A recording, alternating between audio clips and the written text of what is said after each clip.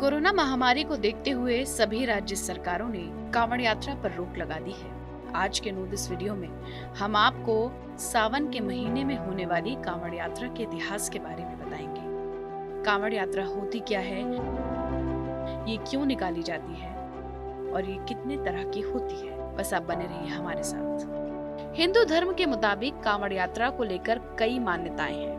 इनमें से एक मान्यता है कि इस यात्रा को परशुराम ऋषि ने शुरू किया था। उन्होंने गढ़मुक्तेश्वर से गंगा जल लेकर भगवान शिव का जलाभिषेक किया था, जिसके बाद कांवड़ यात्रा कर भगवान शिव पर जल चढ़ाने की परंपरा शुरू हो गई। एक मान्यता ये भी है कि कांवड़ यात्रा की शुरुआत रावण ने की थी। कहा जाता है कि समुद्र मंथन के बाद जब भगवान शिव ने विष ग्रहण किया, तब विष का असर कम करने और भोलेनाथ को शीतलता प्रदान करने के लिए रावण प्रतिदिन उन पर पवित्र नदियों का जल चढ़ाता था। माना जाता है कि यहीं से कांवड़ यात्रा की परंपरा शुरू हो गई, जो कि सदियों से अब तक जारी है। कांवड़ यात्रा के नियम क्या है? सबसे पहले शिव भक्त कांवड़ यात्री यानी कांवड़िए 2 कलशों में पवित्र गंगा जल भरकर उसे बांस के बने कांवड़ के दोनों किनारों से बांध लेते हैं। फिर अपने कंधे पर कांवड़ रखकर यात्रा शुरू करते हैं। गंगा जल भरने के बाद भगवान शिव के जलाभिषेक तक कलश को जमीन पर रखने की मनाही होती है। आराम की जरूरत होने पर कांवड़ को किसी पेड़ पर या भक्तों की सुविधा के लिए जगह जगह बने स्टैंड पर रखा जाता है। यात्रा के दौरान कांवड़ियों को साधु जीवन अपनाना होता है। यात्रा पैदल और नंगे पांव पूरी करनी होती है। नशा, मांसाहार और अपशब्द बोलने की मनाही होती है। बिना स्नान किए भक्त कांवड़ को नहीं छू सकते और कंघा, तेल, साबुन का इस्तेमाल भी नहीं कर सकते। कांवड़ यात्रा कितने प्रकार की होती है?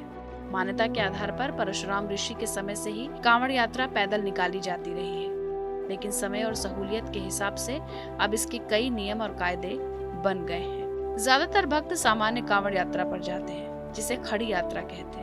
ये यात्रा पैदल तय की जाती है, जिसमें कई दिनों का वक्त लगता है। वहीं कई श्रद्धालु दंडी कांवड़ यात्रा करते हैं, जिसमें दंड प्रणाम करते हुए यात्रा पूरी करने की परंपरा है। इसमें खड़ी यात्रा से काफी ज्यादा वक्त लगता है। सबसे कठिन मानी जाती है डाक कांवड़, जिसमें बिना रुके, बिना खाए पिए दौड़कर या फिर तेज चलकर यात्रा पूरी की जाती है। कई लोग इस कांवड़ यात्रा को मिलजुल कर पूरी करते हैं और रिल दौड़ की तरह एक कांवड़िए के थक जाने पर कांवड़ दूसरे शिव भक्त को दे दिया जाता है। हाल के सालों में श्रद्धालु झांकी वाली कांवड़ यात्रा भी निकालने लगे हैं, जिसमें किसी ट्रक, जीप या खुली गाड़ी में भगवान शिव की प्रतिमा रखकर कांवड़िए भक्ति गीतों और भजनों पर झूमते हुए अपनी यात्रा पूरी करते हैं। कई बार झांकी और डाक कांवड़ का मिला जुला रूप भी देखने को मिलता है, जिसमें कांवड़िए मंदिर से 36 घंटे या 24 घंटे की दूरी बाकी रह जाने पर दौड़कर यात्रा पूरी करते हैं। कहां से कहां तक होती है कांवड़ यात्रा?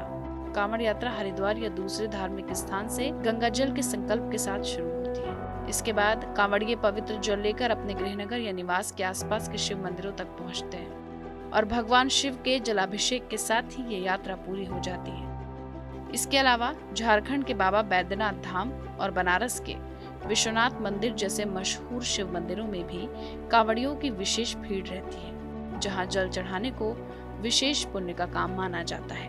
आपको कैसा लगा हमारा वीडियो? हमें कमेंट सेक्शन में बताएं। ऐसी ही जरूरी जानकारियों को आसान भाषा में समझने के लिए सब्सक्राइब करें हमारा डिजिटल चैनल नो दिस।